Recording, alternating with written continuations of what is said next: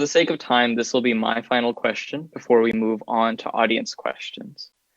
So, especially in light of the upcoming election, many public health experts have become political figures, whether by choice or not.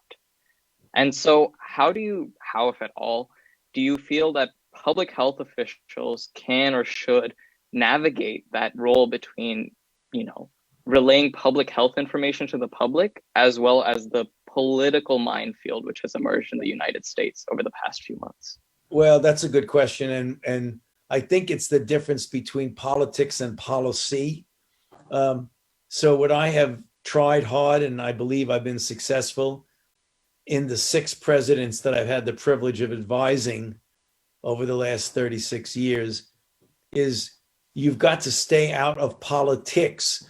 You may be involved in developing policy and making sure that the policy you develop is absolutely based on scientific evidence and scientific data, and that you don't interject into that any ideology, any prejudice, any inconsistencies.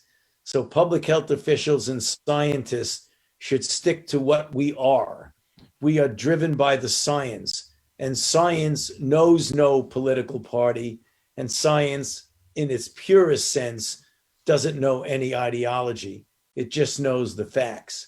So my advice to people in science, that you should get involved in policy, but don't get involved in politics unless you want to be a politician. And then when you want to be a politician, then you give up your title of scientist or whatever it is you want to be.